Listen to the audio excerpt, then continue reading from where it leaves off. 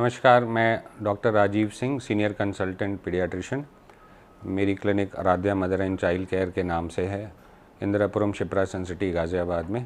आज मैं आप लोग को कुछ इम्पॉर्टेंट टिप्स देना चाहूँगा आपके फेवरेट यूट्यूब चैनल हेल्थिंग के माध्यम से। आज एक बहुत इम्पॉर्टेंट टॉपिक है हमारे लिए, जो फर्स्ट टाइम मदर्स या सेकेंड टाइम मदर्स, जो बेबी बॉर्न हो जाता है, अब बेबी आ गया, अब सबसे बड़ा सवाल आता है फीडिंग का कैसे करें। Breast feeding establishment, breast feeding के बारे में जितने भी आपके क्वेश्चंस होंगे, मैं कोशिश करूंगा कि उसको एक इंटरैक्टिव माध्यम से आपको बताने की कोशिश करता हूं। सबसे पहला होता है कि जैसे हमारे पे सवाल आते हैं कि मेरा बेबी हो गया, मेरा सिजेरियन हो गया या नॉर्मल डिलीवरी हो गई, और बेबी को हम कैसे फीड करें, क्योंकि यूजुअली आपको सिजेरियन के बाद थोड़ी रिस्ट्रिक्शन ऑफ मूवमेंट होती है, मदर हिल नहीं पाती हैं, मदर का एक स्टैटिक पोजीशन हो जाता है, और बहुत सारी शंकाएं आती हैं कि अभी तो हम खा भी नहीं रहे हैं, पेन हुआ, पहला दिन है, बच्चा तो ज़्यादा शक भी नहीं करता, मुझे लगता नहीं है कि मेरे से हो पाएगा। ये सारे डाउट्स को आज हम लोग एड्रेस करते हैं। ब्रेस्ट फीडिंग के कुछ गोल्डन रूल्स पे चलते हैं। जिस समय हम ओटी में अगर सिजेरियन की बात करें, तो जैसे ही हम कॉर्ड कट करते हैं, बेबी को और आपको अलग करते हैं, जो पहले एक ब्रिज था जिससे न्यूट्रिशन बेबी को जा रहा होता था, तो वो कट करने के with in that's very second only milk आना शुरू हो जाता है। अभी प्रॉब्लम सबसे बड़ी क्या होती है, हम क्वान्टिफाई करना चाहते हैं कि बहुत सारा मिल्क दिखना चाहिए पहले ही दिन। बहुत सारा मिल्क आज तक किसी का नहीं आया। जो लोग इसमें एक्सपीरियंस्ड हैं, जो गायनी हैं, उनका भी नहीं आता पहले दिन। मिल्क आता ज़रूर है। यहाँ कन्फ्यूजन क्या होता है कि हमने खाया नहीं, हम तो हिल नहीं रहे, हमारा पहला दिन है, हमें तो बहुत दर्द है, दूध तो दिख नहीं रहा। सबसे बड़ी प्रॉब्लम है quantification of milk. Specially elders press कर करके, या कई बार स्टाफ भी प्रेस कर करके उनको बताता है कि दूध तो है नहीं, तो ऐसा करते हैं, ऊपर का ही दे देते हैं। ऐसा हमें नहीं करना है। गोल्डन रूल क्या है, बेबी आएगा, मिल्क भी आया। अगर आपको भगवान ने बेबी दिया है और दूध नहीं दे, ऐसा नहीं होता है।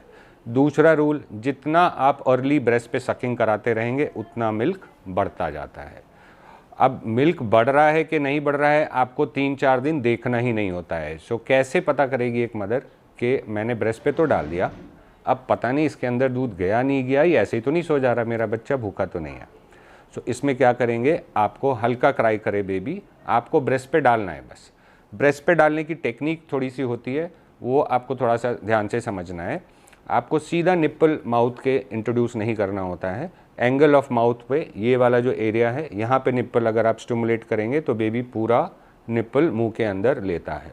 लैचिंग कहाँ होनी चाहिए, स्टार्ट ऑफ निप्पल और जो राउंड एरिया जिसको हम एरियोला बोलते हैं। बेबी यूजुअली क्या करेंगे, ये पैटर्न ध्यान से समझिएगा, 1-2 सक करते हैं, उसके बाद ड्राउजी होके सोने लगते हैं, क्योंकि न्यूबॉर्न्स 18 घंटे सोते हैं 24 घंटे में। 1-2 सक करे, आप उनको छेड़ो, फिर थोड़ा सक करेंगे, फिर थोड़ा छेड़ो। ऐसा आपको 10 से 15 मिनट करीब ब्रेस्ट पे अटेम्प्ट करना है। अब सबसे बड़ा सवाल आएगा कि ये आपने कर तो लिया, अब इसके बाद बच्चे के पेट में दूध गया कि नहीं गया, ये आप कैसे पता करेंगे, क्योंकि आप कितना मिल्क ट्रांसफ़र हो रहा है ये तो कभी भी क्वांटिफाई नहीं कर पाएंगे। फर्स्ट डे भी नहीं कर पाएंगे, और 1 महीने बाद जब बहुत दूध आएगा तो भी आप नहीं बता पाएंगे कि हमने इतना मिल्क पिला लिया। क्या क्राइटेरिया हैं जिससे आपको पता चलेगा कि मैंने पेट भर के दूध पिला दिया।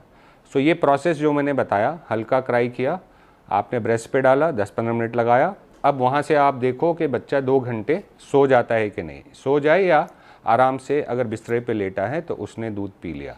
पहले 3 दिन का केवल यही रूल है, चौथा कोई चीज़ सोचनी नहीं है आपको। 3 दिन बाद एक और तरीका है पता करने का। वो क्या तरीका है, आपको यूरिन आउटपुट पे नज़र रखनी है। यूरिन आउटपुट कितना नॉर्मल होता है 3 दिन बाद, 6 से 8 पेशाब 24 घंटे में अगर बच्चा कर रहा है, मतलब वो अच्छे से दूध ले रहा है, जब भी 6 से 8 पेशाब कर रहा है। अगर यूरिन आउटपुट कम हो रहा है 3 दिन बाद, मतलब फीडिंग में प्रॉब्लम आ रही है। हम फिर से सीखते हैं, हमने क्या सीखा, जहाँ बेबी आया आपने ब्रेस्ट पे डाला, 10-15 मिनट लगाया, बच्चा 2 घंटे सो गया, उसने पेट भर लिया।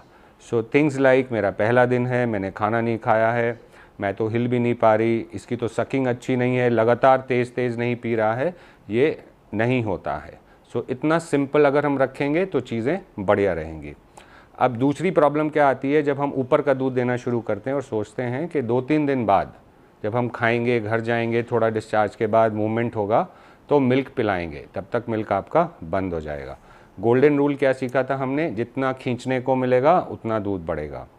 तो मैं एक एग्जांपल देता हूँ आपको कि मान लीजिए first day milk 5-5 ml 10 ml दूध है, अगर हमने ऊपर का दिया, बच्चा ऊपर का लेके उस टाइम बड़े अच्छे से सो जाएगा और नेचुरल ब्रेस्ट पे नहीं जाएगा तो मिल्क 10 ml से कुछ घंटे बाद 5 ml हो जाएगा। फिर जब 10 पे सो रो रहा था 5 पे और रोएगा, फिर और डब्बे का दूध दे देंगे, फिर और बच्चा ऊपर का दूध लेके सोएगा और आपका मिल्क कम होता जाएगा और फीडिंग नहीं होगी तो मिल्क गिरता ही चला जाएगा। सो ये बहुत ज़रूरी है समझना कि जितना आप ऊपर से दूध दोगे, ऊपर का लेके सोएगा, सकिंग कम करेगा, मिल्क गिर जाएगा, फिर 4-5 दिन बाद हम बोलते हैं मेरा तो दूध ही नहीं उतरा। सो इस चीज़ को बहुत ध्यान से हमें समझना है। अब दूसरा सवाल है, देना क्यों है ब्रेस्ट फीड? डब्बे का दूध भी तो बढ़िया होता है, सब लोग तो पिलाते हैं, बोतल से भी पिलाते हैं, फिर जॉब में कैसे होगा, बाद में आदत नहीं लगेगी वगैरह वगैरह। सो क्यों ब्रेस्ट मिल्क देना है, क्यों डब्बे का दूध देना है? जब भी आप डब्बे का दूध देते हो तो क्या प्रॉब्लम्स आती हैं? एक अपार्ट फ्रॉम एक्सपेंसेस जो ऐड हो जाएंगे, विच इज़ रफली आप कैलकुलेट करोगे तो 5000 रुपीज़ का एक्सपेंसेस, बहुत सारी टेंशन, 6-6 बॉटल्स खरीदना, उसको धुलना, उबालना और बीमारियां साथ में ले आना। बीमारियां क्या होती हैं? डायरिया। सारे प्रिकॉशन के बाद भी 10 लगने की संभावना अगर आप बॉटल से दूध दोगे तो बढ़ जाती है। दांत खराब होते ही होते हैं, डेटा वाइज देखेंगे नियरली 100% बच्चों के दांत खराब हो जाएंगे। कान में इन्फेक्शन, ब्लोटिंग, गैस बनना, मिल्क से एलर्जी, ये सब ज़्यादा होता है। अब ब्रेस्ट मिल्क में फ़ायदे क्या हैं? एक, खर्चा नहीं, दो, सहूलियत बहुत है, आपको कुछ धुलना, उबालना, सुखाना कुछ भी नहीं करना है। तीन, बच्चा, सबसे इम्पॉर्टेंट पॉइंट ये है, इम्यूनिटी से भरता है। जितनी आपको बीमारियां हुई हैं, जितनी वैक्सीनेशंस मदर को हुई हैं, उसकी एंटीबॉडीज़ मदर ब्रेस्ट से बेबी को देता है। सो मैं बोलता हूँ जो बेस्ट गिफ्ट मदर एक देती है बच्चे को, ब्रेस्ट मिल्क देती है। सो अगर आप फीडिंग कराते रहोगे तो बच्चे को इन्फेक्शन के चांसेस कम हो जाएंगे। अब इसमें एक और डेटा आता है कि अब प्रॉब्लम्स क्या हो रही है हमारी लाइफस्टाइल में। आज की डेट में डेथ, मोर्टेलिटी, मॉर्बिडिटी किस चीज़ से हो रही है? डायरिया, निमोनिया से नहीं होती। अब होता है एस्थमा, अब होता है डायबिटीज़, अब होता है हार्ट कंडीशंस। इन सब चीज़ों से भी अगर बचाना है आपको, लाइफस्टाइल डिजीज़ से, तो ब्रेस्ट फीडिंग करनी है।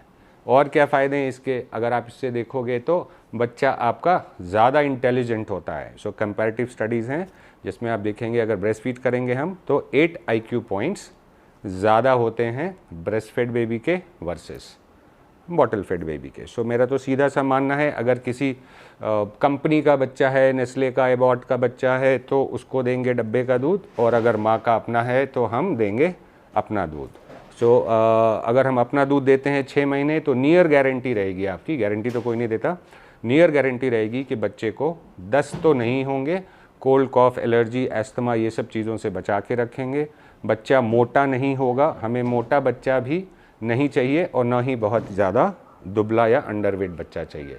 सो ब्रेस्ट फीड के फ़ायदे ये हैं, जितना खींचने को देंगे उतना मिल्क बढ़ता है, खींचने को देंगे तो ही मिल्क बढ़ेगा और इम्यूनिटी बढ़ती रहेगी।